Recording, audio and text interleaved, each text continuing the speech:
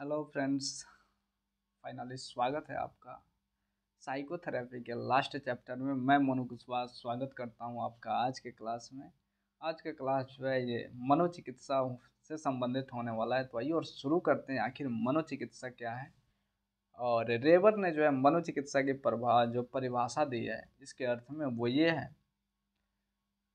मनोचिकित्सा का तात्पर्य पूर्णतः जो है किसी प्रविधि या फिर प्रक्रिया के उपयोग से है जिसके लाभकारी या फिर रोगहर प्रभाव किसी मानसिक, संवेगात्मक या फिर व्यवहारात्मक जो है विकृति पर पड़ते हैं। मनोचिकित्सा का जो तात्पर्य है ये ऐसी विधि से है जिनका उपयोग करके मानसिक विकृतियों का उपचार किया जाता है। तो फाइनली जो है मनोचिकित्सा में हम पढ़ने वाले हैं कि इसका कारण क्या है, उद्देश्य क्या है, प्रकार क्या है, और जो इसके जो चिकित्सा जो है वो कैसे किया जाता है। तो आइए और हम इसी चैप्टर में हम सारी चीज़ें जानने वाले हैं। तो उम्मीद है कि चैप्टर थोड़ा बड़ा होगा, परंतु ये बहुत ही ज़्यादा इम्पोर्टेंट भी होने वाला है। तो उम्मीद है कि आप अंत तक ज़रूर बने रहिएगा। हो सकता है एक बार में ना तो 2 बार 3 बार में इस पूरे चैप्टर को ज़रूर देखने का प्रयास कीजिएगा।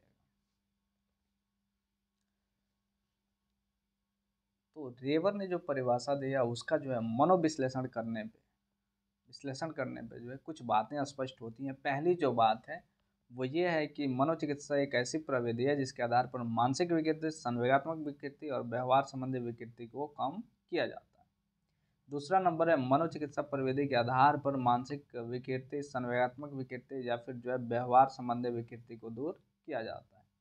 तीसरा है मनोचिकित्सा के माध्यम से कभी मानसिक विकृतियों, संवेगात्मक विकृतियों अथवा व्यवहार संबंधी विकृतियों की जो है गंभीरता में कमी लाई जाती है और कभी कभी इन विकृतियों को पूरी तरह से दूर करके व्यक्ति को रोग मुक्त किया जाता है।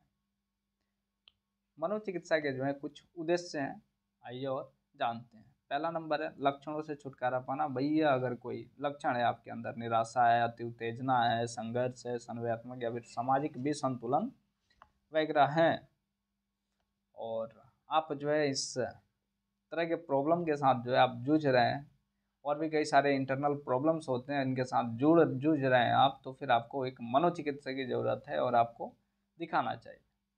चाहे कहाँ जहाँ पे भी जो है डॉक्टर अवेलेबल हो, जहाँ से भी आप वीडियो देख रहे हैं, अगर वैसी स्थिति आए किसी को परिवार में तो फिर उनको दिखा के और जो है इन लक्षणों से छुटकारा पाया जा सकता है।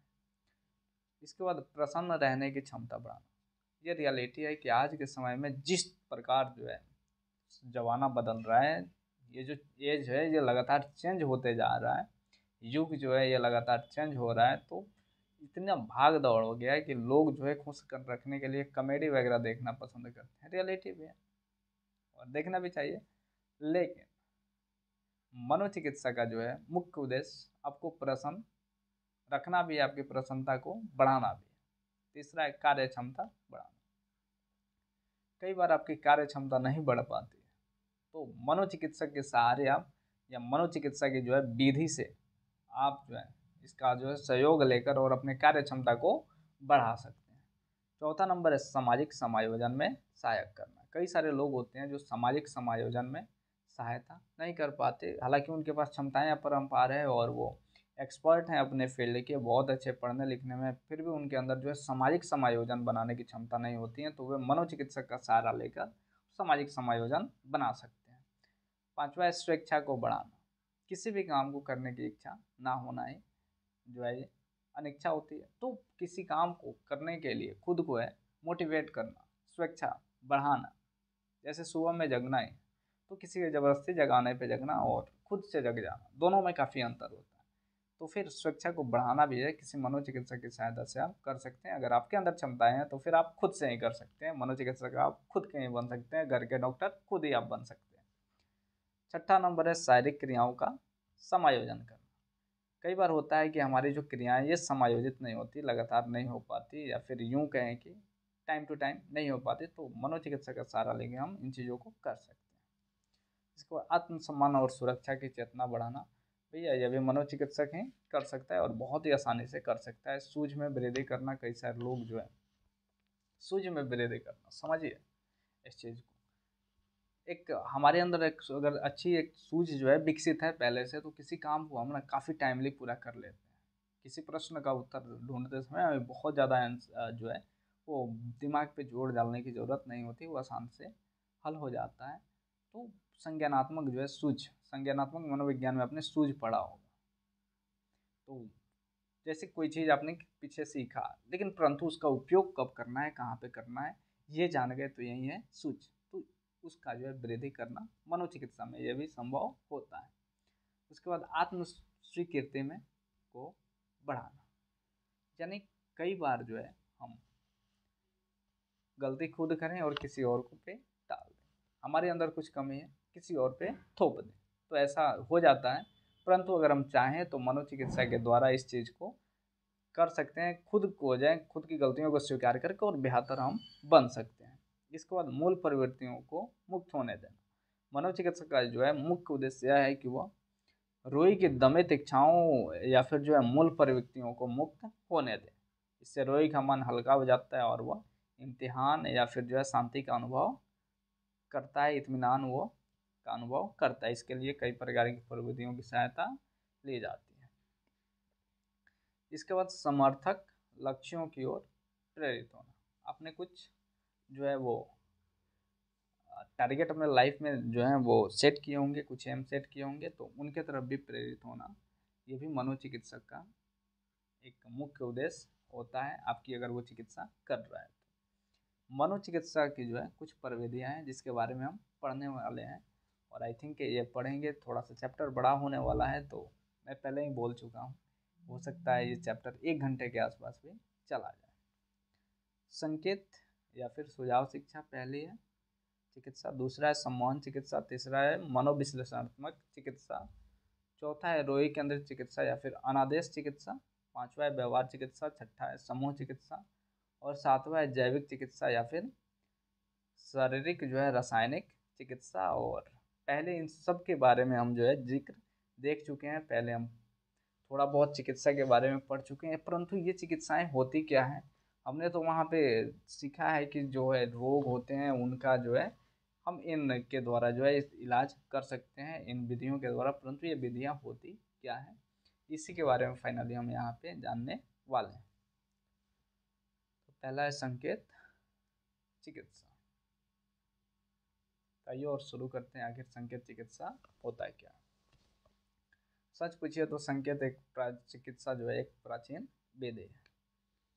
मानसिक रोगों के उपचार में इसका जो है व्यवहार पुराने जमाने से होता है और इसका क्षेत्र बड़ा ही व्यापक है। यदि कहा जाए तो संकेत चिकित्सा के जीवन में का जो है ये काफ़ी आवश्यक अंग है, तो यह फिर अनुचित नहीं होगा। मानसिक रोगों की जो है चिकित्सा में संकेत का प्रयोग शुरू से ही होता रहा है। पादरी, मुल्ला या फिर पंडित के जो उपदेश संकेत नहीं तो और क्या है। इसी प्रकार झाड़ फूक, जादू टोना और बोलचाल की भाषा में कह सकते हैं कि संकेत का अर्थ किसी व्यक्ति को अपने विचार से प्रभावित करना है। व्यक्ति जो है दूसरे व्यक्ति के विचार को अचिंतया स्वीकार अस्वीकार कर लेता है अथवा अपने विचार की स्वीकृति के लिए दूसरों से अपील करता है। संकेत का व्यवहार जो है मनोचिकित्सक तो करते ही हैं, वैद्य डॉक्टर भी इसकी सहायता लेते हैं। एक निपुण वैद्य डॉक्टर किसी रोगी को इलाज करते समय उसे आश्वासन देता है कि वो उसका रोग ठीक हो रहा है, वो बहुत ही शीघ्र अच्छा हो जाएगा। आश्चर्य तो उस समय होता है जब वह रोगी रोग को जो है दूर करने के लिए कोई खास दवा नहीं दी जाती, बल्कि तसल्ली के लिए जो है ऐसे ही कुछ दवा देकर रोगी को कहा जाता है कि उसकी तबीयत ठीक जाती है। वास्तव में उसकी तबीयत ठीक हो भी जाती है। इस प्रकार जिस डॉक्टर रोगी को विश्वास रहता है उसके इलाज से उसका रोग जो है वो काफ़ी ज़्यादा शीघ्र वो छूट जाता है। और शायद मानसिक मानसिक रोगों में जो है उपचार में जो है संकेत चिकित्सा का काफ़ी ज़्यादा जो है बहुत बड़ा हाथ होता है। मनोचिकित्सक इस तरह से जो है रोगी के संकेत को दूर करके उसके रोग को जो है दूर करने की चिकित्सा जो है चेष्टा करते हैं। और व्यवहार के दृष्टिकोण से जो है संकेत के दो पहलू हैं। संकेत के पहले पहलू में जो है मनोचिकित्सक अधिक सक्रिय रहता है और प्रत्यक्ष संकेत में तथा प्रत्यक्ष संकेत के द्वारा रोगी के जो है दुख को दूर करता है। संकेत जो है ये काफ़ी ज़्यादा लाभप्रद विधि सिद्ध हुई है। साधारण कोटि के जो है संघर्षों को आसानी से दूर किया जा सकता है। जहाँ संघर्ष बहुत जटिल या गंभीर होते हैं वहाँ यह सहायक नहीं होती है। यह चिंता, विषाद, संकट, निराशा से ग्रस्त व्यक्तियों के लिए संकेत जो है ये काफ़ी ज़्यादा जो है ये सिद्ध हुआ है, काफ़ी ज़्यादा लाभप्रद सिद्ध हुआ है। हम अपने दैनिक जीवन में प्रायः देखते हैं कि संकेत से प्रभावित होकर कितने व्यक्ति जो है अपनी बुरी आदतों को छोड़ देते हैं, जिससे उनका जीवन जो है संतुलित और सुखी बन भी जाता है। इस चिकित्सा के कुछ दोष भी हैं या फिर सीमाएं हैं। पहला, इस विधि का सबसे बड़ा दोष है कि इसके द्वारा जो उपचार होता है वह क्षणिक होता है। रोगी को तत्कालीन आराम मिलता है, लेकिन उसका आराम हराम हो जाता है। तो इसका कारण जो है संकेत केवल सतही तौर पर लक्षणों को दूर करता है, रियलिटी में वो दूर नहीं करता है।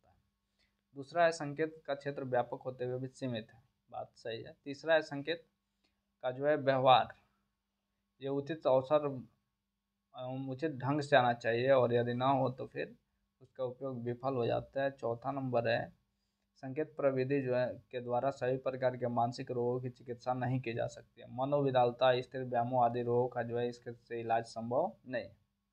इसके बाद है सम्मोहन चिकित्सा। तो ये और सम्मोहन चिकित्सा के बारे में देखते हैं। और सम्मोहित करके यानी व्यक्ति के जो है अचेतन मन को जगाकर और इलाज करना ही सम्मोहन चिकित्सा कहलाता है। तो इसी के बारे में हम यहाँ पे पढ़ने वाले हैं। और इस पद का प्रथम बार जो है ब्रेड ने प्रयोग किया था, पहली बार फ्राइड ने भी जो है इसका उपयोग किया था। तो आइए और मनोचिकित्सा के बारे में थोड़ा सा देख लेते हैं। सम्मोहन आखिर क्या है? सम्मोहन मनोचिकित्सा की वह प्रविधि है जिसके द्वारा व्यक्ति के अचेतन मन के विचारों या फिर इच्छाओं का ज्ञान प्राप्त होता है। वस्तुतः यही संकेत की जो है एक अवस्था है जिसमें रोगी चिकित्सक के आदेश का पालन बिना किसी संकोच के करता है। मैकडोवेल के शब्दों में सम्मोहन व्यक्तित्व चिकित्सा की वह विधि है या फिर संकेतशीलता की वह अंतिम अवस्था है जो किसी व्यक्ति में दूसरों के द्वारा उत्पन्न की जाती है। इस अवस्था में रोगी जो है अपनी विवेक, बुद्धि, अपनी युक्ति, यहाँ तक कि अपनी चेतना जो है खो बैठता है। मानव चिकित्सक के हाथ की कठपुतली बन जाता है। तो सम्मोहन की जो है क्रियाविधि ये कैसे होती है और इसको हम देख लेते हैं। प्रश्न है कि अवस्था कैसे होती है। इसके लिए रोगी को आराम से कुर्सी पर लेटा दिया जाता है, फिर सामान्य दृष्टि स्तर से जो है कुछ अधिक ऊंचाई पर किसी वस्तु जैसे अंगूठी या फिर दर्पण को रखकर रोगी को उस वस्तु पर निष्ठापूर्वक टकटकी लगाने का आदेश दिया जाता है। जब रोगी शांत होकर आदेश का पालन करने लगता है तो सम्मोहन हेतु उसे जो है शीघ्र सम्मोहित करते हुए कुछ तरह तरह के सुझाव देता है। हाँ, अब आपकी आंखें भारी हो रही है, अरे आप सो रहे हैं, अब आपको जल्दी नींद आ जाएगी आदि। ऐसा करने से व्यक्ति जो है सम्मोहित अवस्था में चला जाता है और इसकी परीक्षा के लिए सम्मोहक जो है तरह तरह का उपाय करता रहता है। सम्मोहित व्यक्ति को एक और तो यह कहा जाता है कि वह इतनी गाढ़ी नींद में है कि वह पलकें नहीं खोल सकता है। दूसरी ओर उसे आँख खोलने का आदेश दिया जाता है, लेकिन उसके आदेश का प्रभाव इतना सबल होता है कि वह पलक तक नहीं खोल पाता। इस प्रकार सम्मोहक कहता है आप तो अपनी गाढ़ी नींद में हैं और इस प्रकार की पीड़ा का अनुभव नहीं कर सकते हैं। फिर उसके अंग विशेष में चुटकी काटकर पिन चुबाकर इसकी जांच की जाती है। जब वह किसी प्रकार की पीड़ा का अनुभव नहीं करता है तो फिर उसकी परीक्षा यह कहकर की जाती है कि अमुक वस्तु से वह अमुक संवेदना अनुभव करेगा। इस प्रकार सम्मोहक को पूर्ण विश्वास हो जाता है कि रोगी पूर्णतः सम्मोहित है, तब उसे आदेश देता है कि वह अपनी पूर्व अनुभूतियों का स्मरण करे। सम्मोहित अवस्था में रोगी कभी कभी ऐसी अनुभूतियों का जो है स्मरण करता है जिसकी चेतना उसे पूर्व में कभी भी नहीं हुई थी। अचेतन मन में दमित उन स्मृतियों की चेतना में रोगी को जो है अपने मानसिक रोगों से कुछ काल के लिए मुक्ति मिल जाती है और उपयुक्त विवेचन से ऐसा लगता है कि वह नींद में है, जिससे व्यक्ति अपनी चेतना को बैठाता है। लेकिन बात ऐसी नहीं है। सम्मोहित अवस्था सम्मोहक के आदेश का परिणाम है, अर्थात इसकी जो है उत्पत्ति कृत्रिम रूप से होती है, पर नींद के साथ ही ऐसी बात नहीं है। वह एक स्वाभाविक अचेतन अवस्था है। वस्तुतः सम्मोहन की अवस्था जो है नींद की अवस्था से भिन्न या फिर व्यापक है। इसमें सम्मोहित व्यक्ति के जो है क्रियात्मक क्षेत्र इस सामूहिक के आदेश के अनुकूल कार्य करते हैं। एडलर ने कहा है कि सम्मोहित समाधि में व्यक्ति की विवेक योग्यताएं पूर्णतः शिथिल पड़ जाती हैं, फिर सभी व्यक्तियों को सम्मोहित करना संभव नहीं है। इसके जो है कुछ गुण भी हैं, आइए और गुणों को देख लेते हैं, फिर उसके बाद इसके दोष को भी हम देख लेंगे। जहाँ तक सम्मोहन के महत्व का प्रश्न है, मनोचिकित्सा में इसके जो है महत्व से कौन इनकार कर सकता है। मनोचिकित्सा की विधि के रूप में सम्मोहन का जो है चमत्कार उन्माद में अधिक देखने को आता है। सम्मोहित अवस्था में रोगी अपने अचेतन मन में जो है दमित गत अनुभूतियों का स्मरण में जो है सफल हो पाता है। इस अनुभूतियों की चेतना होने पर चिकित्सक संकेत के द्वारा इन लक्षणों को दूर करने की चेष्टा करता है। ऐसा करने से उनका लक्षण का निराकरण हो जाता है और रोगी जो है रोग मुक्त हो जाता है। सम्मोहन के द्वारा जो है सामान्य व्यक्तियों में उन्माद के लक्षण जैसे लकवा, बहरापन, अंधापन आदि उत्पन्न किए जा सकते हैं। तो चेतन मन में जो है दबी इच्छाओं को या स्मृतियों को जानने की यह जो है एक सरल विधि है। सम्मोहित अवस्था में व्यक्ति अचेतन अवस्था में रहता है, फलतः सम्मोहक संकेत द्वारा रोगी के अचेतन में जो है दमित स्मृतियों का ज्ञान प्राप्त करता है। सम्मोहन के महत्व के संबंध में आधुनिक मनोचिकित्सकों तथा मनोवैज्ञानिकों ने भी बतलाया है और उनका कहना है कि इस विधि के द्वारा जो है मिर्गी, मासिक धर्म की गड़बड़ियाँ, हकलाना, अनिद्रा, सहवास में अंधापन, ठंडापन, नपुंसकता, नशेबाजी की आदत, धूम्रपान आदि रोगियों का इलाज किया गया है और इन रोगियों को ठीक करने में सफलता भी पाई गई है। परंतु सम्मोहन जो है ये सभी के ऊपर नहीं अपनाया जा सकता। इस विधि के द्वारा सभी मानसिक रोगी की चिकित्सा नहीं हो सकती। खासकर मनोविकृति से ग्रस्त व्यक्तियों का उपचार जो है ये इसमें असफल रहा है। इस विधि के का जो है सीमित भी जो है यह विधि इसलिए है क्योंकि इसमें व्यक्तियों को सम्मोहित करना संभव नहीं है। जिनकी इच्छा शक्ति प्रबल होती है, जिनमें विवेक और निर्णय करने की क्षमता वर्तमान रहती है, उन पर सम्मोहन का कोई प्रभाव नहीं पड़ता। कुछ मनोवैज्ञानिकों का कहना है कि बार बार सम्मोहित करने से व्यक्ति जो है स्वाभिमान खो बैठता है और जीवन हर क्षेत्रों में दूसरे पर अवलंबित होने लग जाता है और उसकी इच्छा शक्ति जो है निर्बल हो जाती है। इसके बाद है मनोविश्लेषणात्मक चिकित्सा। तो ये और मनोविश्लेषणात्मक चिकित्सा के बारे में पढ़ते हैं। आखिर मनोविश्लेषणात्मक जो चिकित्सा है ये क्या होती है। मनोविश्लेषणात्मक पद का जो है 3 अर्थों में प्रयोग किया है। सबसे पहले मनोविश्लेषण, इसका तात्पर्य जो है मनोविज्ञान के विशिष्ट सिद्धांत से इसके अनुसार जो है व्यक्ति के विकास पर प्राथमिक अनुभूतियों का प्रभाव अधिक पड़ता है। इसका मौलिक कारण से ऐसा अवस्था में उत्पन्न मन में जो है वे प्रणय इच्छाएं हैं जिनका स्वरूप गत्यात्मक होता है। दूसरा शब्द में हम यह कह सकते हैं कि मनोविश्लेषण का तात्पर्य जो है मनोवैज्ञानिक की एक प्रविधि है जिसके द्वारा चेतन मस्तिष्क अचेतन मानसिक क्रियाओं का अध्ययन किया जाता है। इसके द्वारा हम यह जान पाते हैं कि अचेतन मन में किस प्रकार की इच्छाएं जो हैं या विचार रहती हैं और इनका जो है प्रभाव किस प्रकार व्यक्ति पर निरंतर पड़ता है। तीसरे अर्थ में मनोविश्लेषण जो है मनोचिकित्सा की एक विधि है जिसके द्वारा जो है मानसिक विकृतियों विशेषकर मनो स्नायु विकृति का उपचार किया जाता है। सिगमंड फ्रायड ने जो है इसके बारे में कुछ कहा था। फ्रायड को जो है सम्मोहन की अच्छी प्रविधि